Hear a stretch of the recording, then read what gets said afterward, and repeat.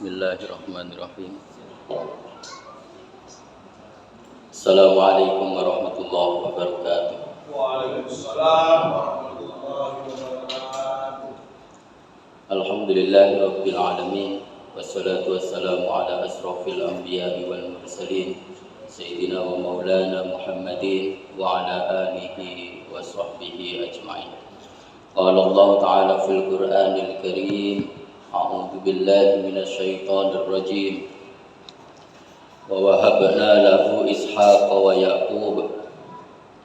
Kullan hadaina wa Nuhan hadaina min qablu wa min dzurriyyatihi Dawud wa Sulaiman wa Ayyub wa Yusuf wa Musa wa Harun. Wa kadzalika najzil muhsinin. Shadaqallahul adzim.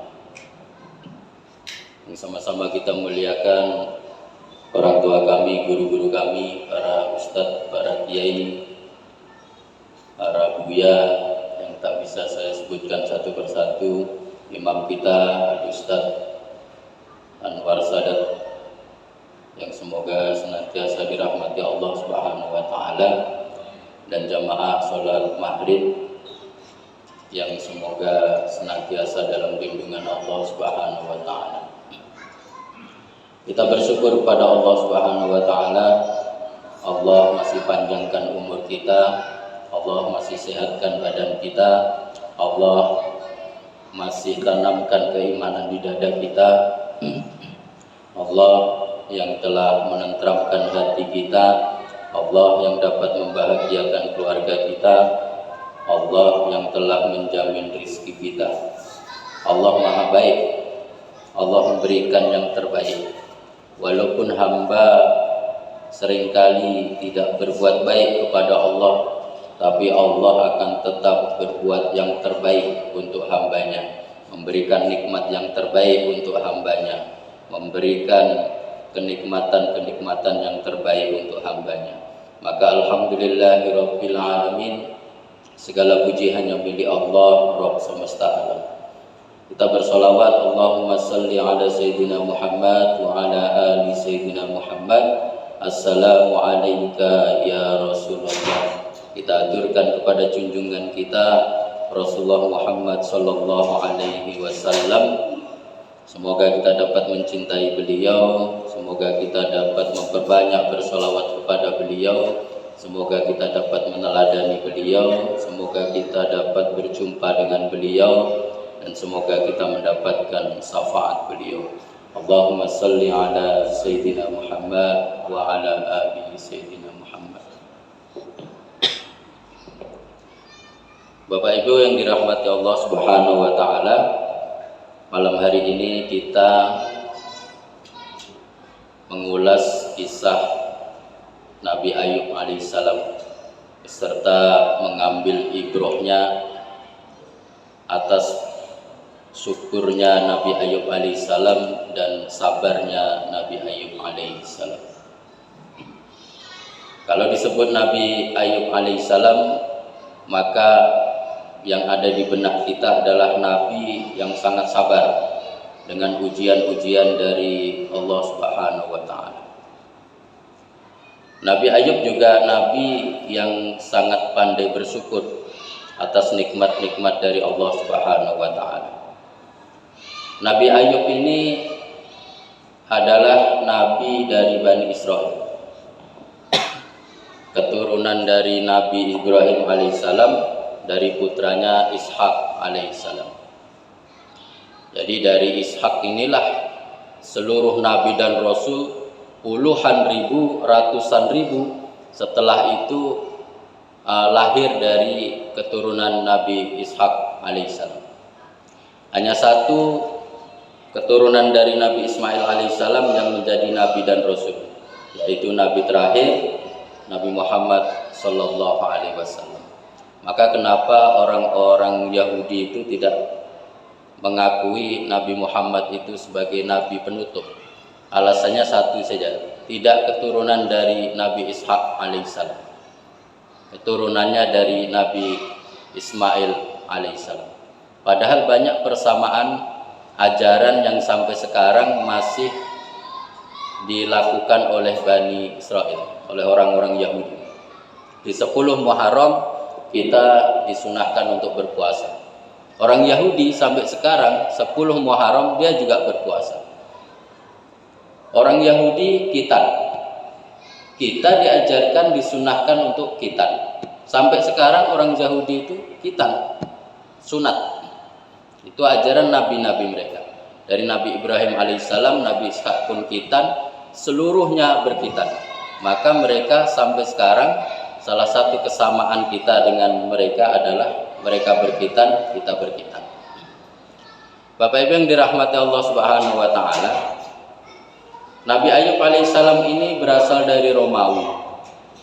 Dia adalah Ayub bin Mus bin Rozah bin Ais bin Ishak bin Ibrahim al-Khalil. Kisah Nabi Ayub alaihissalam terdapat di 4 surah. Yang pertama surah Al-An'am ayat 84, yang kedua surah An-Nisa ayat 163, yang ketiga surah Al-Anbiya ayat 83 dan 84, yang keempat Quran surah Shad ayat 41, 42, 43 dan 44. Di dalam Al-Quran tentu tidak detail. Lalu siapa yang menjabarkan itu? Ahli-ahli tafsir. Ahli tafsir menjabarkan itu atas keterangan dari hadis-hadis Nabi Shallallahu Alaihi Wasallam.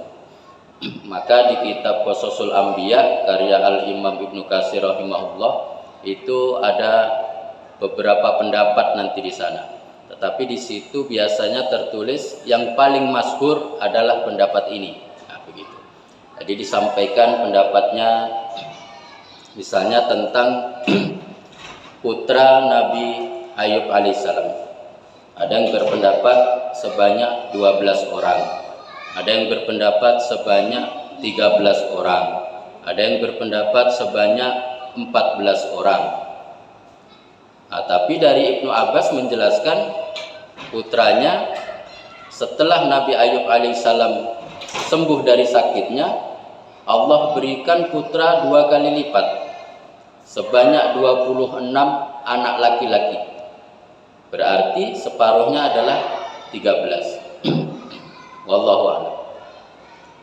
Bapak Ibu yang dirahmati Allah Subhanahu wa taala, istri Nabi Ayub ini namanya Laya binti Mansa binti Yakub alaihissalam. Ada yang berpendapat namanya Rahmah, tapi yang paling masyhur adalah Laya. Nabi Ayub alaihissalam itu adalah nabi yang kaya raya. Nabi Ayub alaihissalam Allah berikan rumah yang besar. Rumahnya itu besar, megah. Maka kalau kita punya rumah besar, megah pun tak apa-apa. Karena nabi-nabi dulu, apalagi Nabi Sulaiman, megah sekali. Kebunnya luas, seluas mata memandang. Jadi tidak ada kebun yang luas melebihi luasnya kebunnya Nabi Ayub alaihissalam. Bahkan di kaumnya, jika dikumpulkan kebun-kebun mereka dijadikan satu, bertanding dengan luasnya kebunnya Nabi Ayub alaihissalam, masih luas kebun Nabi Ayub alaihissalam.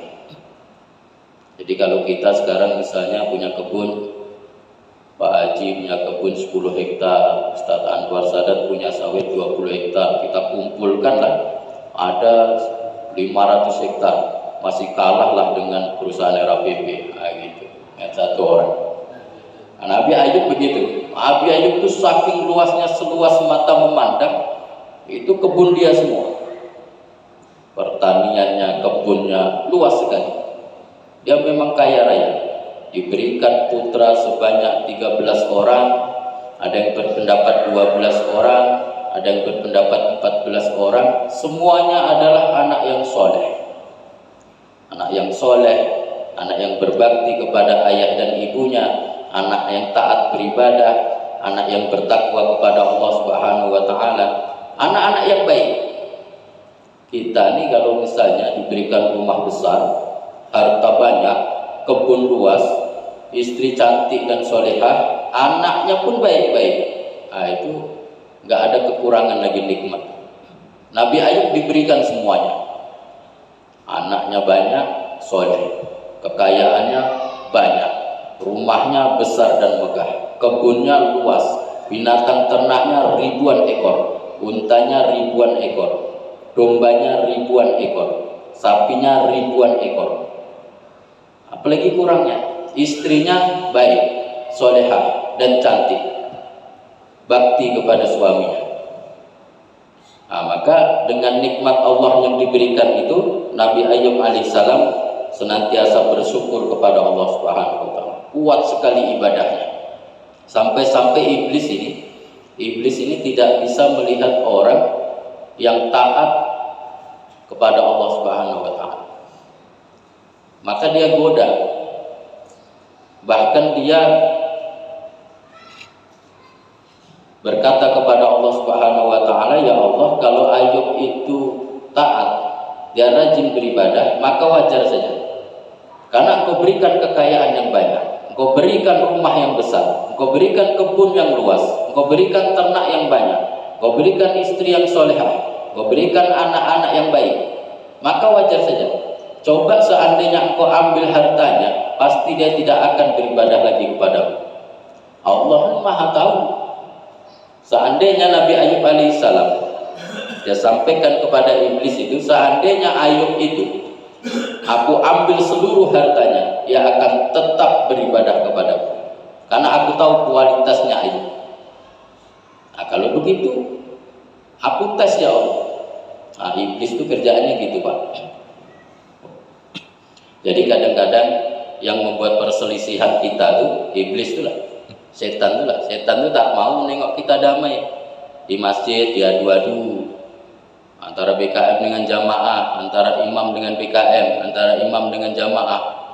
Itu kerjaan iblis. Tak mau dia damai. Dalam rumah tangga pun begitu. Maka kalau ada masalah-masalah kecil, lebih baik diam. Tak usah terlalu diributkan. Itu tujuan iblis. Tak ada masalah, dibuat masalah. Ada masalah kecil, dibuat besar. Ada masalah besar, dibuat bercerai. Bercerai itulah kerjaan iblis yang paling dahsyat.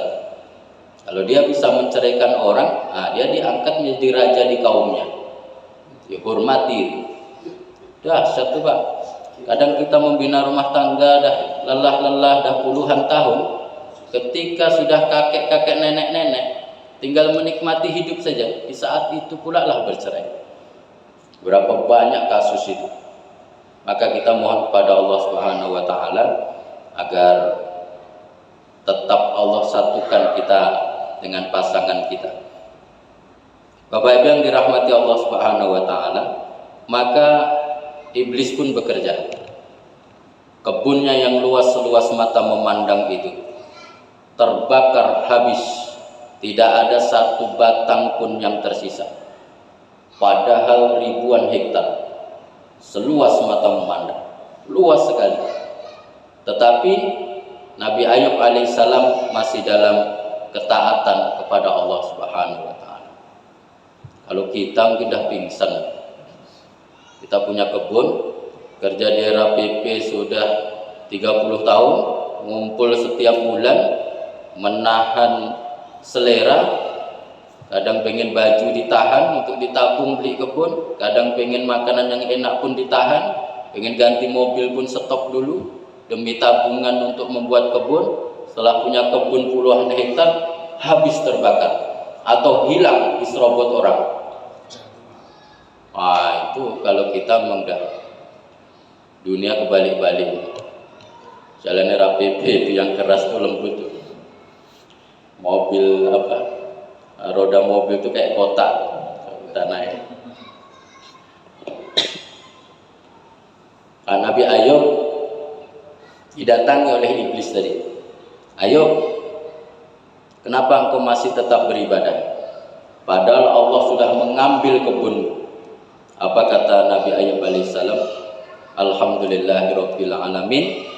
Allah yang telah memberikan aku kebun dan dia yang mengambilnya lagi. Jadi tidak sedih sedikit pun. Kalau kita bisa kayak gitulah, wah ini luar biasa nih. Pak, sapi bapak 2 ekor mati. Alhamdulillah, dialah yang memberikan aku sapi dan dialah yang mengambilnya lagi. Nah, kira-kira bisa gitu Pak. Mau kurban nih, udah diantar sapi itu 20 ekor, rupanya malamnya mati 3. Nah, Ustadz Anwar nelpon sama panitia kurban, Pak, sapinya mati 3 ekor. Alhamdulillah. Nah, gitu. Kalau lah bisa gitu, itu dahsyat sekali. Nah, kira-kira apa yang diucapkan? Ah, kok bisa gitu? Ya, enggak kalian kasih makan. Ah, banyak. Nah,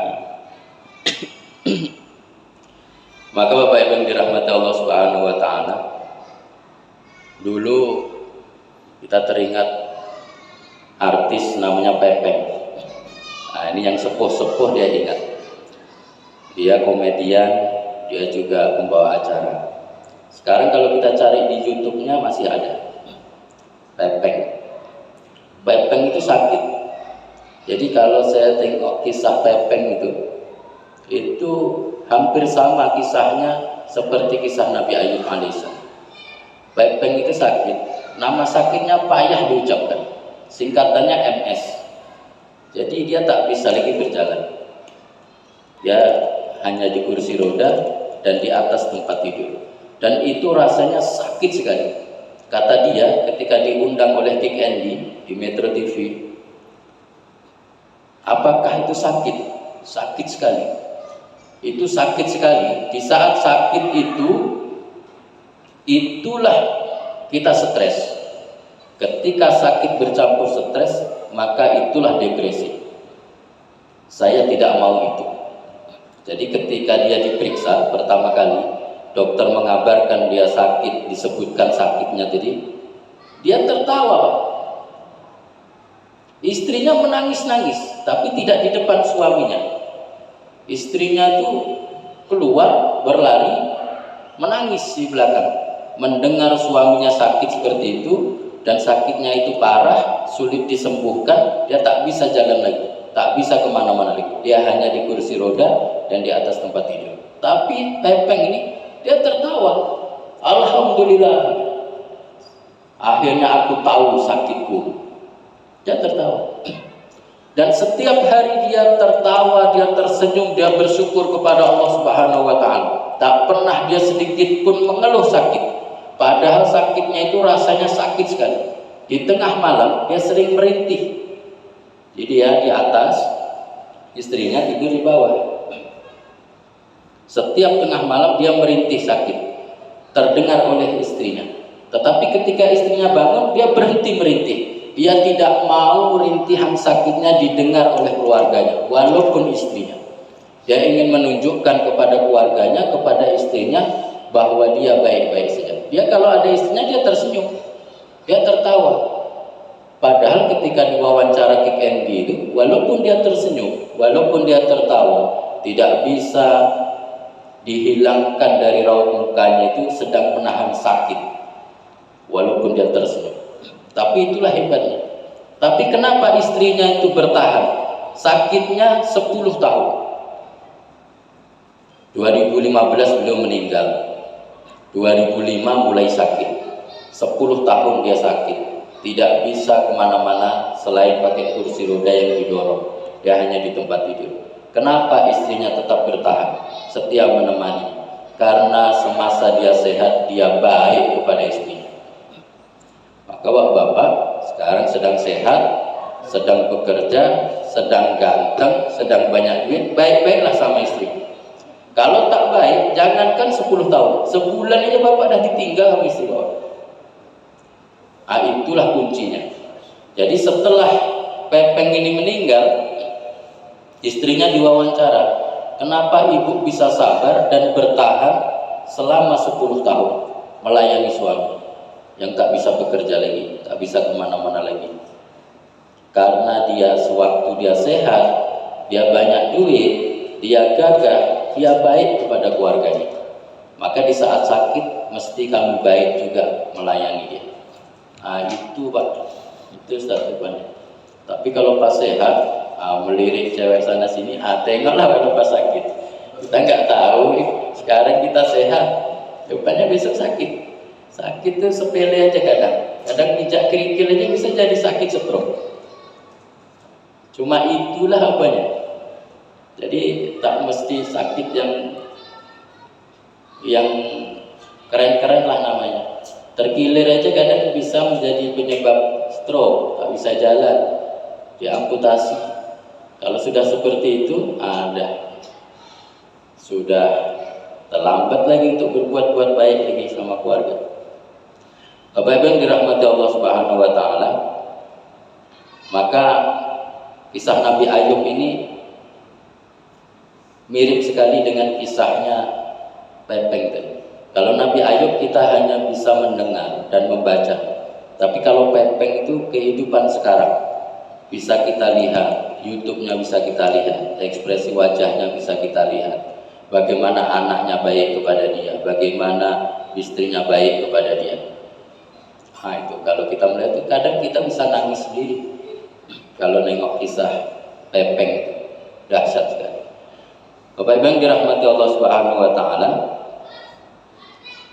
Nabi Ayub alaihissalam itu setelah hartanya habis, rumahnya pun habis, ada gempa bumi, rumahnya yang besar tadi runtuh rata dengan tanah, habis.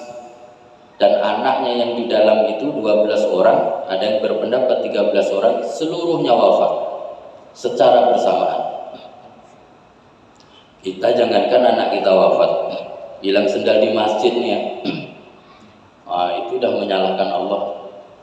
Nanya dulu sama Pak Imam, tengok CCTV sendalku, padahal sendal jepit udah 1 tahun pula tuh, udah tipis.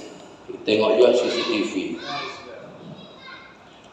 Nengok sama Pak Imam, tanya sama BKM, ujungnya minta ganti pula, ujungnya nyalahkan Allah. Ya Allah, sebanyak-banyak ini yang sendal aku pula yang hilang. Sebanyak-banyak ini helm orang lah berparkir ini, helmku pula yang hilang. Nabi Ayub tidak.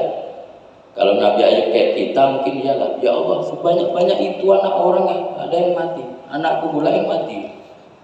Dan itu terjadi, Pak. Maka ketika keluarga meninggal, itu kan sedihnya di pukulan pertama ini. Pukulan pertama di saat sedih itu apa yang kita lakukan? Itulah gambaran keimanan kita. Kalau kita menyalahkan Allah, iman kita belum kuat. Kita menangis boleh, bersedih boleh, nggak dilarang. Menangis boleh. Nabi-nabi saja menangis. Nabi Adam alaihissalam ketika Habil dibunuh oleh Qabil itu menangis.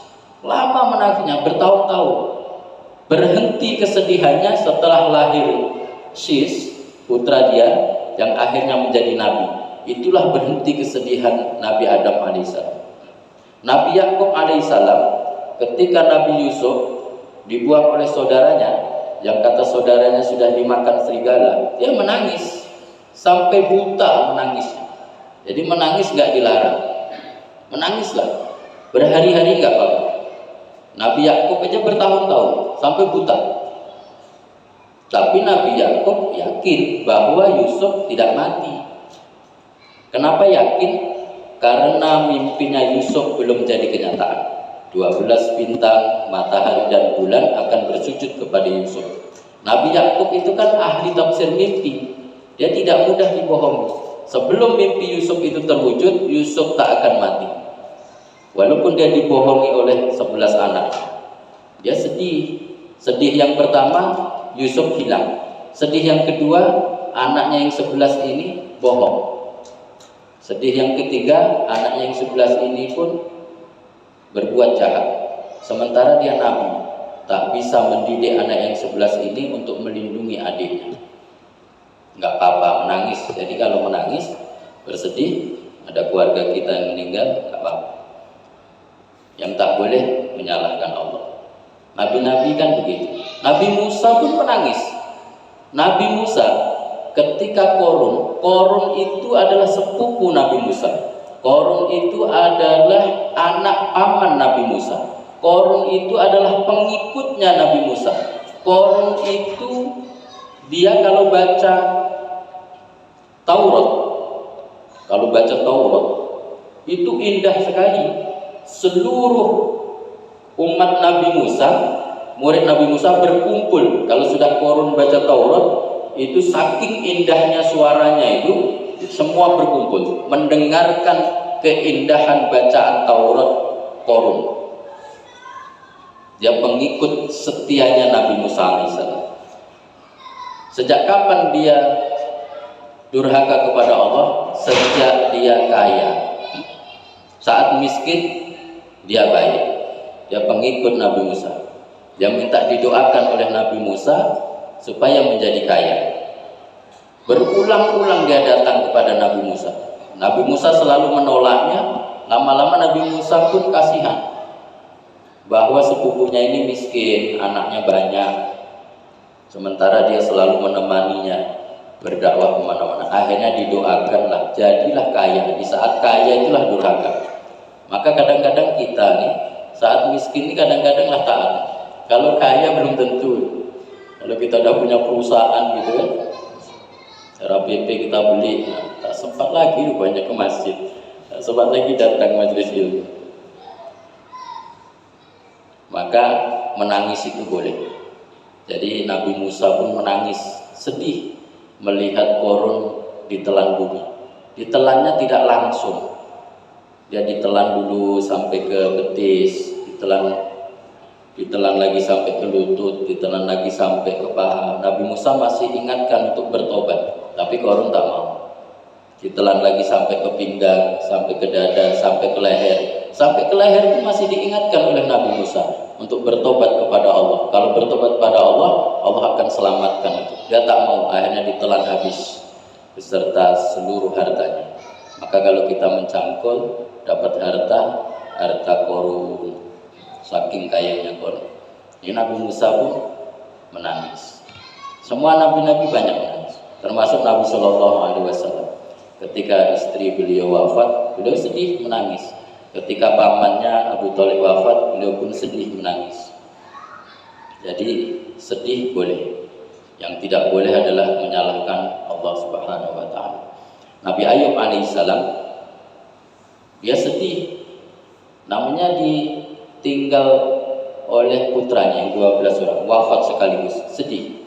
Tapi dia tetap beribadah kepada Allah Subhanahu Wa Taala, tetap dekat dengan Allah Subhanahu Wa Taala, dan tidak sedikit pun menyalahkan Allah Subhanahu Wa Taala.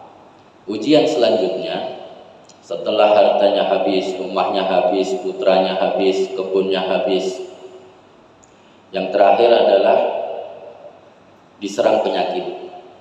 Penyakitnya itu penyakit kulit yang tidak pernah datang sebelumnya dan tidak akan pernah datang setelah, saking parahnya penyakitnya.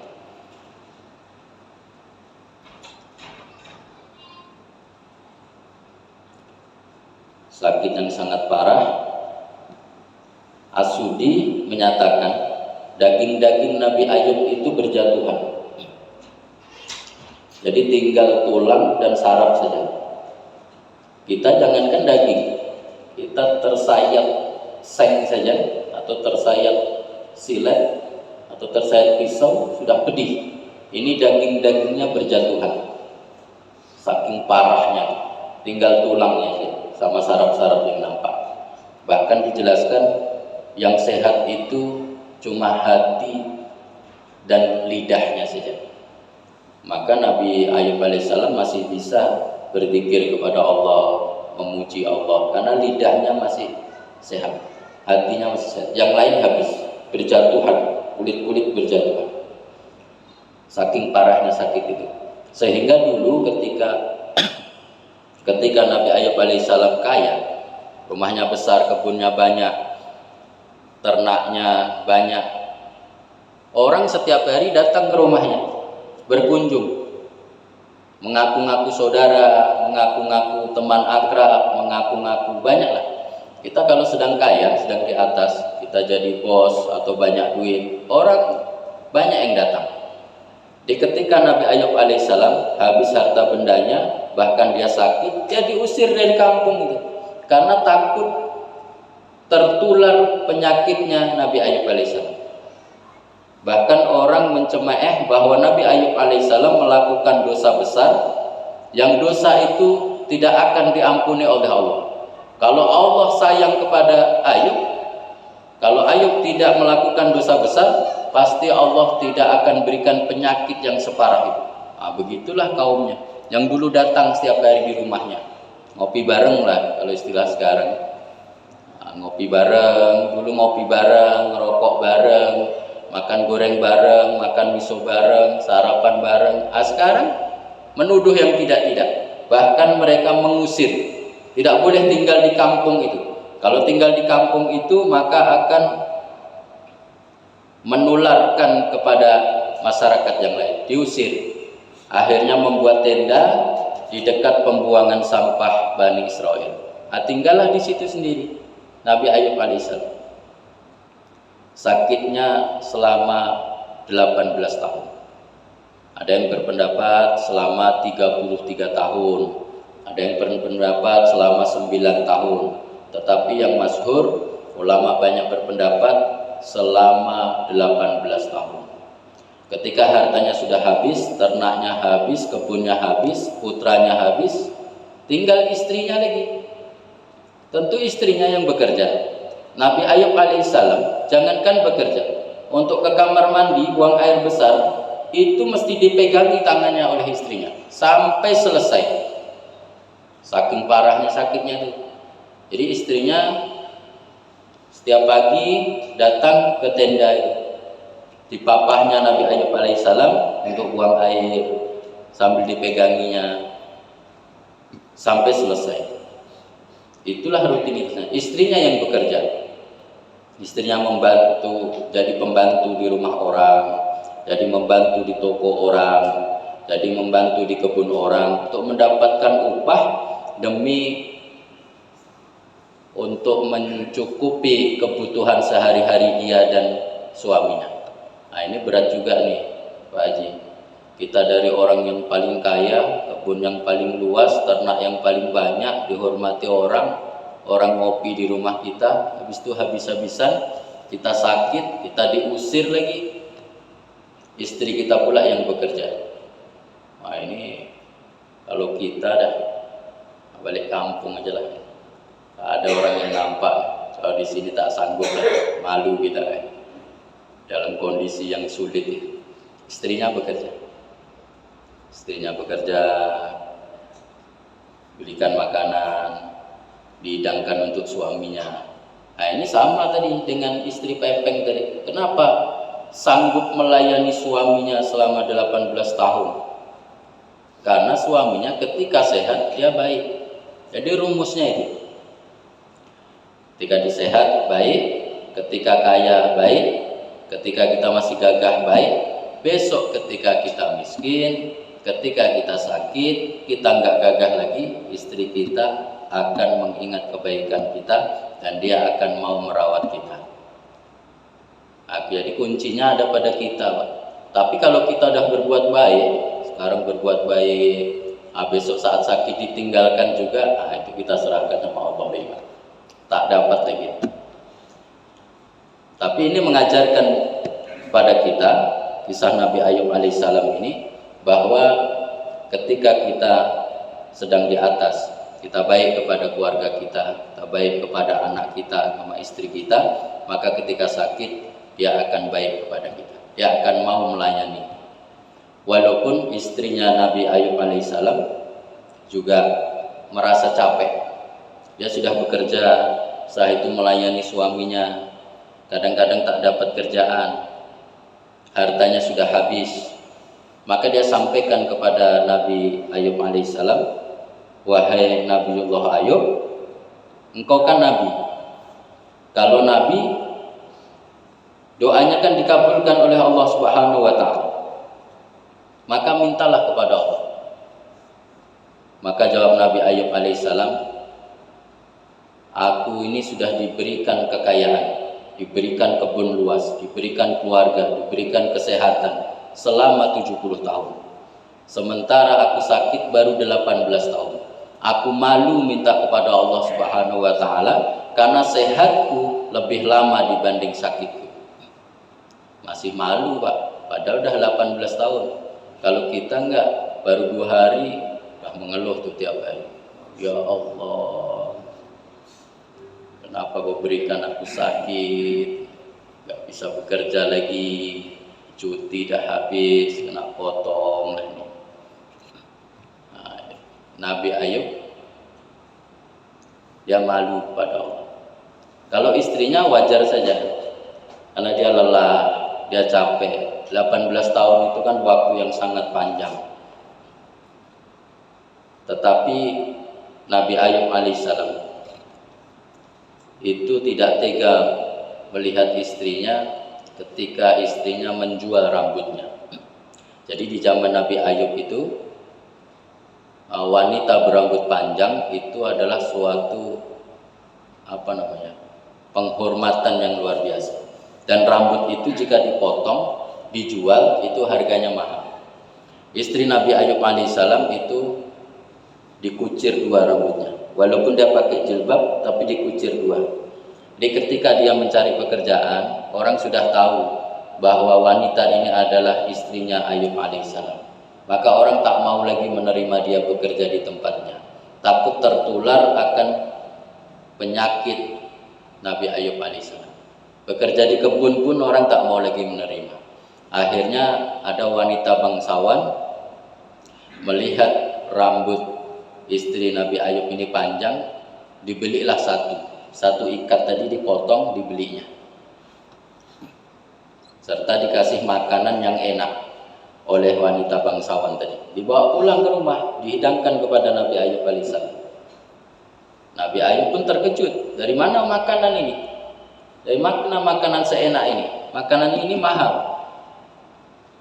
Jadi kita kan sebetulnya sudah tahu, Pak, kalau misalnya istri kita bekerja, pulang bawa makanan yang enak, sementara 1 hari kerja itu kan bisa dihitung, saya 200.000, makanan itu melebihi itu, kan nggak mungkin.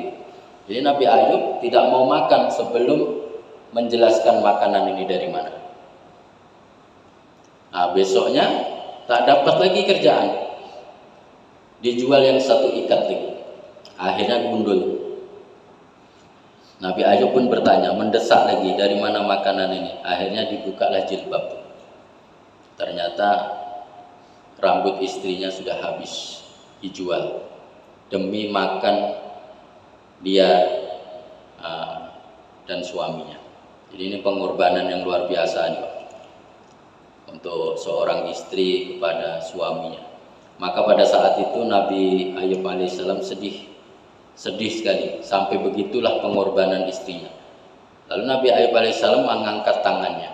Itu yang Allah abadikan dalam Quran surah Al-Anbiya ayat 83. Wa ayyuba idnada rabbahu anni massaniya dur wa anta arhamur rahimin. Ingatlah Ayub ketika dia berdoa kepada Tuhannya, ya Tuhanku, sesungguhnya aku telah ditimpa penyakit, padahal Engkau Tuhan yang Maha Penyayang dari semua yang penyayang. Jadi bahasa nabi-nabi itu bahasanya kayak gitu aja, Pak. Nggak kayak kita. Ya Allah, sembuhkan aku ya Allah. Kalau udah sembuh, beri pekerjaan ya Allah. Kalau udah beri pekerjaan, gajinya yang besar ya Allah. Kalau gaji yang besar, bisa melunasi utang-utang ya Allah. Detail gitu. Kalau nabi-nabi enggak. Doanya gitu aja. Dia enggak minta sembuh, dia enggak minta harta. Dia cuma bilang, ya Tuhanku, sesungguhnya aku ditimpa penyakit, padahal Engkau Tuhan yang Maha Penyayang dari semua yang penyayang. Nah gitu aja. Kalau kita kan enggak, detail sekali. Lalu Allah balas di ayat berikutnya, fastajabna lahu fakasafna ma bihi min dur wa atainahu ahlahu wa mislahu ma'ahum rahmah min indina wa dzikra lil abidin. Allah itu langsung kabulkan doanya. Allah sembuhkan penyakitnya, Allah kembalikan keluarganya, anaknya tadi, dan itulah rahmat dari kami, kata Allah, dan pengingat bagi semua yang menyembah kami. Jadi Allah kabulkan doa Nabi Ayub alaihissalam.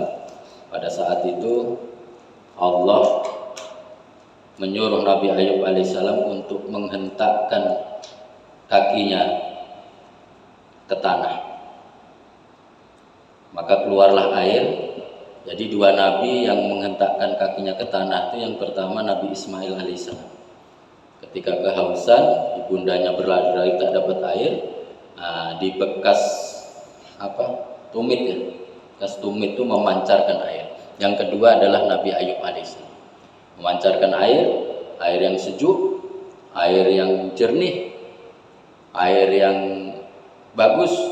Allah perintahkan untuk mandi dan untuk minum. Seketika itu sembuh, nggak pakai lama, nggak pakai seminggu, nggak pakai sebulan, nggak pakai setahun. Seketika itu sembuh. Di hari itu adalah hari di mana istrinya lupa untuk mengunjungi suaminya.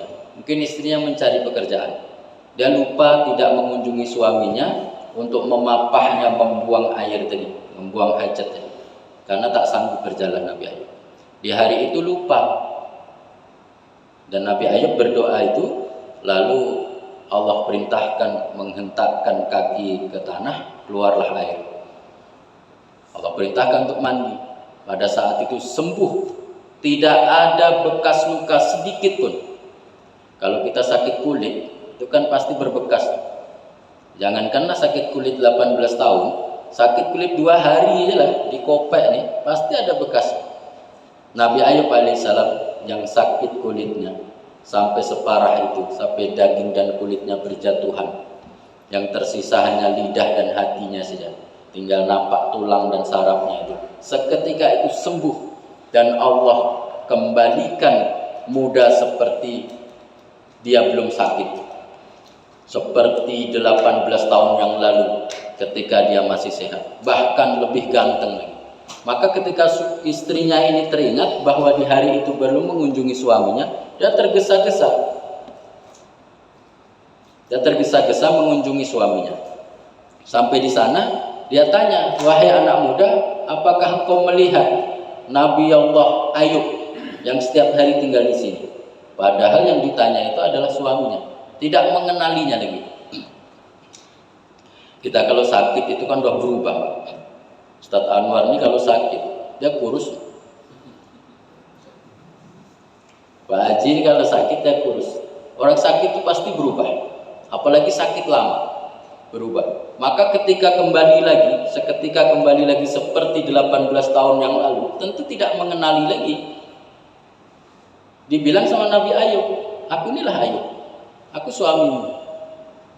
Istrinya nggak percaya, karena memang ya nggak ada bekas luka sedikit. Lalu Nabi Ayub bercerita bahwa Allah telah menyembuhkannya. Barulah istrinya percaya, dan Allah kembalikan lagi istrinya itu muda kembali. Ibnu Abbas berkata bahwa Allah pun kembalikan istrinya itu muda kembali dan cantik kembali. Jadi kalau misalnya seorang wanita itu bekerja keras, bekerja kasar, menghidupi suami dan anak-anaknya, itu kan berbeda dengan seorang wanita yang hanya di rumah memasak. Tentu dia beda, tangannya mungkin kasar, kulitnya mungkin hitam, dan lain sebagainya. Maka Allah kembalikan lagi, muda lagi, seperti dulu waktu dia kaya dan cantik kembali. Maka Allah pun kembalikan putranya. Ada ulama yang berpendapat Allah hidupkan lagi putranya yang 13 orang tadi yang meninggal. Tapi yang banyak berpendapat, yang masyhur itu Allah ganti dengan 26 putra. Setiap melahirkan 2. Jadi 13 kali kelahiran, jadi 26 anaknya. Setelah itu Nabi Ayub alaihissalam, habis 6 menit lagi. Setelah Allah kembalikan semuanya, Nabi Ayub alaihissalam. Allah pun kembalikan hartanya. Allah kirimkan belalang emas, hujan, ya seperti hujan, tapi hujannya tidak air, tapi berupa belalang emas. Nabi Ayub alaihissalam mengambilnya, dimasukkan ke dalam kantongnya, bahkan ditadahkan di bajunya. Maka kata Allah Subhanahu wa taala, "Wahai Ayub, apakah engkau tidak puas dengan pemberian itu?" Jadi maksud Allah itu, kenapa sampai begitunya mengambilnya, sampai ditadahkan bajunya ini? Maka Allah tanya, apa tidak puas dengan pemberian itu? Maka jawab Nabi Ayub alaihissalam, bagaimana aku bisa puas dengan rahmat-Mu ya Allah? Aku tidak akan puas dengan rahmat. Maka hujan itu pun banyak sekali, belalang emas itu turun. Maka Nabi Ayub alaihissalam pun kaya kembali. Setelah melewati ujian yang sangat panjang, Allah kembalikan lagi. Orang-orang yang dulu menjauh, berdatangan lagi. Engkau kan tetangga kami, engkau kan saudara kami, engkau kan makcik kami, engkau kan pakcik kami, ya begitulah. Semuanya datang lagi, berkunjung lagi. Yang dulu mengusirnya pun sekarang datang. Karena Nabi Ayub sudah sehat, Nabi Ayub sudah kaya, banyak lagi hartanya, keluarganya sudah menjadi keluarga besar, anaknya banyak, hidupnya sudah mapan. Orang-orang yang dulu menjauh berdatangan kembali. Itulah nikmat Allah Subhanahu wa taala yang Allah berikan kepada Nabi Ayub alaihissalam. Maka Bapak Ibu yang dirahmati Allah Subhanahu wa taala, setiap ujian yang Allah berikan kepada kita, kalau kita bersabar, Allah pasti akan membalas dengan yang lebih baik. Cuma kadang-kadang kita tak sabar, kita nggak sabar, kita sering mengeluh, kita sering menyalahkan Allah. Tapi kalau kita sabar, inilah pelajaran yang bisa kita ambil dari kisah Nabi Ayub alaihissalam. Sakitnya yang lama, sakitnya yang parah, hartanya habis, semuanya habis, dia bersabar dalam ujian Allah Subhanahu wa taala. Akhirnya ketika lulus ujiannya, Allah berikan lagi 2 kali lipatnya. Maka Bapak Ibu yang dirahmati Allah Subhanahu wa taala, setelah itu Nabi Ayub alaihissalam hidup 70 tahun lagi setelah sehat itu. Maka setelah Nabi Ayub alaihissalam wafat, dakwahnya dilanjutkan oleh putranya yang bernama Bishr bin Ayub alaihissalam, atau lebih dikenal dengan Nabi Zulkifli, yang kisahnya tidak banyak disebutkan di dalam Al-Quran, tetapi namanya Allah sebut di dalam Al-Quran.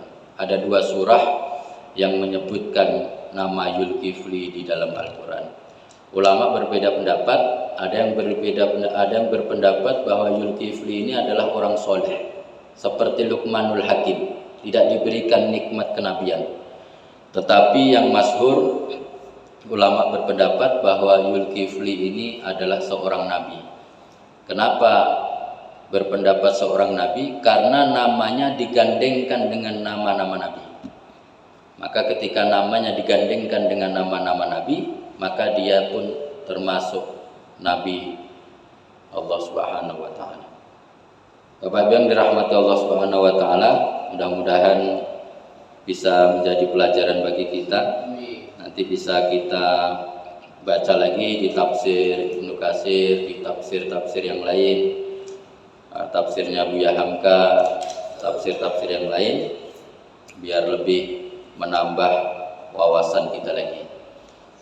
Mohon maaf, kita tutup dengan doa kafaratul majlis. Subhanakallahumma wa bihamdika asyhadu an la ilaha illa anta astaghfiruka wa atubu ilaik. Assalamualaikum warahmatullahi wabarakatuh. Waalaikumsalam warahmatullahi wabarakatuh.